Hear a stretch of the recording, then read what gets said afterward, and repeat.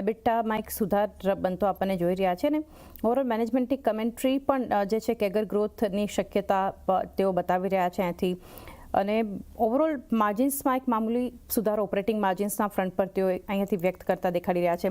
આ સિવાય પણ જે એમનું માનવું છે કન્ઝમ્પશન ટ્રેન્ડમાં એક રિકવરીના સંકેતો છે, પરંતુ આ બધા વચ્ચે પરિણામને આપ કઈ રીતે જોઈ રહ્યા છો ને ઓવરઓલ ફંડામેન્ટલ્સ મેરિકોના જાણીએ.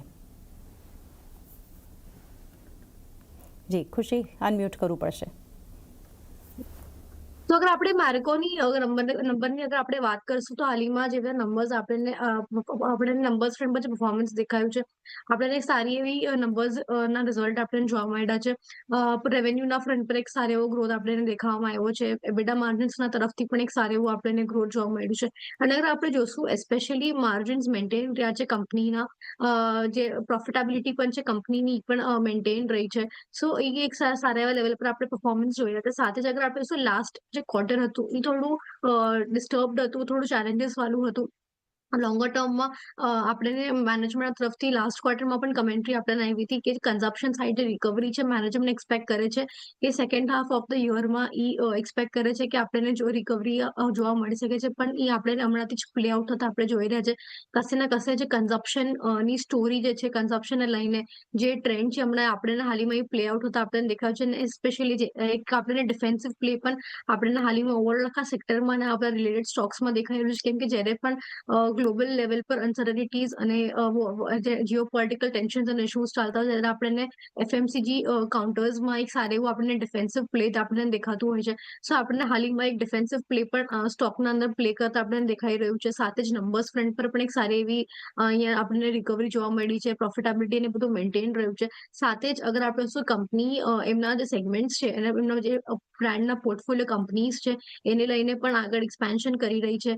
સાથે કંપની એમના જે અલગ અલગ સેગમેન્ટ્સમાં જે કંપનીની હમણાં હાલમાં જે પ્રેઝન્સ છે, આગળ ચાલતા કંપનીને બધામાં જ એક્સપેન્શન કરીને લાવવાના જે મેનેજમેન્ટની કમેન્ટ્રી આવી રહી છે કે આગળ ચાલતા હજી એમના ઘણા બધા સેગમેન્ટ્સમાં કંપની આગળ ચાલતા એક સારા એવા નવા ડેવલપમેન્ટ્સ કરી શકે છે. એનું R&D પણ જે કંપનીનું ચાલી રહ્યું છે.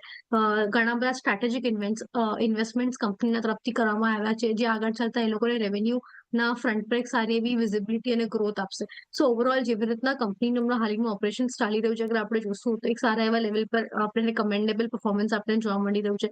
સાથે જ જે કન્ઝમ્પશનને લઈને રિકવરી ઓવર આખા સેક્ટરમાં પણ પાછી આવી રહી છે, એનું પણ આપણને એક સારો એવો સપોર્ટ મળી રહ્યો છે હમણાં ઓવરઓલ આખા સ્ટોકને. સો નંબર્સ ફ્રન્ટ પરથી અને પરફોર્મન્સ ફ્રન્ટ પર જેવી રીતના હાલમાં નંબર્સ પણ આવ્યા છે, ઓપરેશન્સ પણ ચાલી રહ્યા છે. સો લોંગ ટર્મ અને શોર્ટ ટર્મ બેઉ માટે મને કાઉન્ટર ઘણું સારું લાગે છે. લોંગ ટર્મ શોર્ટ ટર્મ બંને માટે વ્યૂ અહીંયાથી મેરિકો માટે પોઝિટિવ આજે અહીંયા પણ એક નજર રાખીશું. આ સિવાય વધુ એક કંપની ખુશી આજે પરિણામને લીધે ફોકસમાં રાખીશું, મેટ્રો બ્રાન્ડ્સ. બધા જ ફ્રન્ટ પર જે સ્ટ્રોંગ સેટ ઓફ નંબર્સ અહીંયાથી આવતા જોઈ રહ્યા છે. મેટ્રો બ્રાન્ડ્સ આજે ટેકનિકલી તો એક ક્લિયરલી આજે એક મજબૂતી અને એક અસર બતાવશે, પરંતુ નંબર્સ સમજીએ. નેટ પ્રોફિટમાં 35% વધારો છે. રેવન્યુ, એબિટા, ઇનફેક્ટ માર્જિન્સ ખાસા સુધર્યા છે. ડિમાન્ડ જે છે ઘણી સ્ટ્રોંગ આ ક્વાર્ટરમાં જોવા મળી છે. ઈ કોમર્સ સેગમેન્ટમાં ખાસો ગ્રોથ છે. કઈ રીતે આપ જોઈ રહ્યા છો?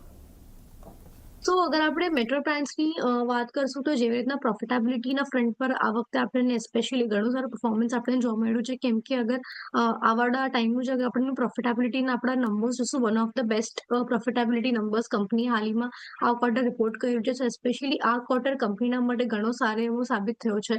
કેમ કે રેવન્યુ ફ્રન્ટ પર પણ અગર આપણે ગ્રોથ જોશું, આપણને સારું એવું લેવલ પર આપણને રેવન્યુ ફ્રન્ટ પર પણ આપણને ગ્રોથ તો મળ્યું છે કંપની તરફથી. માર્જિન્સમાં સ્પેશિયલી અગર આપણે જોશું તો 26 જે લાસ્ટ ક્વાર્ટરમાં હતું હમણાંથી 33% માર્જિન્સ રિપોર્ટ કર્યું છે. પણ અગર આપણે આપણને માર્જિન ફ્રન્ટ પણ સારું એક્સપેન્શન છે. અને સેમ આપણને પ્રોફિટેબિલિટી ફ્રન્ટ પર પણ આપણે જોયા છે કે ઓલમોસ્ટ ઓલ ટાઈમ હાઈ વાળું આપણને પ્રોફિટેબિલિટી કંપનીએ રિપોર્ટ કરી છે. સો કમેન્ડેબલ નંબર્સ આવ્યા છે કંપનીના, અને એનું જ આપણે પોઝિટિવિટી આપણે સ્ટોક પર પણ આપણે જોઈ રહ્યા છે.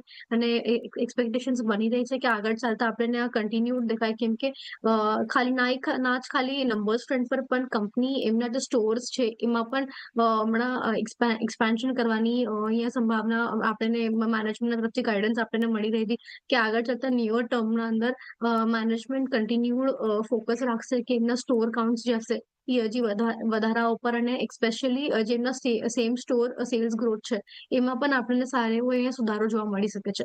સો ઓવરઓલ જેટલી આપણને ગાઈડન્સ અને કમેન્ટ્રી હમણાં આપણને જોવા મળી છે એક સારા એવા લેવલ પર હમણાં પોઝિટિવ રિવ્યુઝ આવી રહ્યા છે આપણને અને પોઝિટિવ ગાઈડન્સ જ આવ્યું છે. સો ઓવરઓલ એ બધાને ધ્યાનમાં રાખશું આપણે. સો એક સારું એવું એક આપણે ફોકસમાં રાખી શકીએ છીએ આપણે એકાઉન્ટરને. તો ખાસ ફોકસમાંથી મેટ્રો બ્રાન્ડ્સ પણ રાખવું જોઈએ ફંડામેન્ટલી પણ. અને આજે સ્ટોકમાં એક સારા નંબર્સ બાદનું ગઈકાલે જે પોઝિટિવ ક્લોઝિંગ જોવા મળ્યું છે એ આજે આગળ વધતું પણ આપણને એક ખરીદદારી વધતી દેખાઈ શકે છે મેટ્રો બ્રાન્ડ્સ. પરંતુ એશિયન પેઇન્ટ્સના મજબૂત નંબર્સ અને સ્ટોકની વાત કરી ખુશી, ગઈકાલે માર્કેટ અવર્સમાં પરિણામ જે રીતે એશિયન પેઇન્ટ્સના આપણને જોવા મળ્યા ત્યારબાદ સ્ટોકમાં ઘટાડો હતો પરિણામ પહેલાં, પરંતુ સતત સ્ટોકમાં આપણને ઘટાડો આગળ વધતો દેખાયો. એશિયન પેઇન્ટ્સમાં જે એક પ્રેશર આવ્યું નંબર્સ બાદ આજે મલ્ટિપલ બ્રોકરેજ રિપોર્ટ્સ છે એના પર તો નજર કરીશું, પરંતુ કઈ રીતે આપ જોઈ રહ્યા છો પરિણામને એશિયન પેઇન્ટ્સના? સો અગર આપણે એશિયન પેઇન્ટ્સના અગર આપણે નંબર્સ જોશું હાલમાં, સો થોડું એક દબાવ ક્રૂડ ઓઇલના તરફથી પણ આવી રહ્યું છે હાલમાં. કેમ કે અગર આપણે જોશું જેટલું પણ જે ઓઇલને લઈને કે ઓવરઓલ જીઓ પોલિટિકલ લેવલ્સ પર જે સિનારીઓ ચાલ્યું છે એના વજહથી ક્રૂડ ઓઇલ એક હાયર સાઇડ હમણાં વધી ગયું છે, જેના વજહથી જે આ પેઇન્ટ્સ ઇન્ડસ્ટ્રીમાં જે આપણે જોતા હોઈએ છીએ સો એક મેજર જે રો કમ્પોનન્ટના તરીકે યુઝ થતું હોય છે, એક વધારે માત્રામાં એક સ્પેશિયલી ક્રૂડ વધારે લિંક્ડ હોય છે. એના કારણે એના વજહથી પણ જે રો મટીરિયલનું જેમને એક્સપેન્સ છે એ હાયર સાઈડ વધતું હોય છે.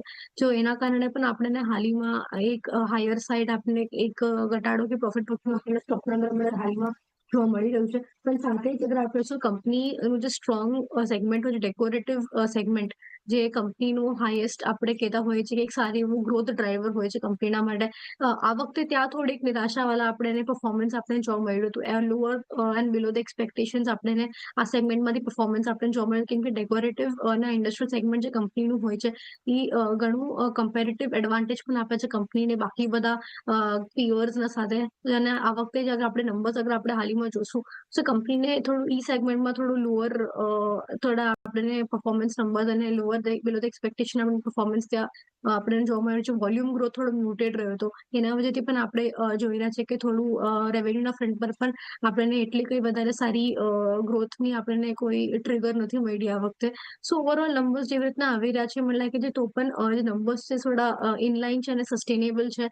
લોંગ ટર્મ માટે અગર આપણે આવા હાલમાં અગર આપણે ધ્યાન રાખશું તો લોંગ ટર્મમાં આપણને સારા એવા પરફોર્મન્સ કે આપણે રિકવરી નંબર્સ ફ્રન્ટ પર આવતા જોવા મળી શકે છે. પણ થોડું નિયર ટર્મ માટે જેટલા હમણાં જે સિનારીઓ ચાલી રહ્યો છે એના ચાલતા થોડું વોલેટિલિટી વાળા સેશન્સ એક્સપેક્ટેડ છે.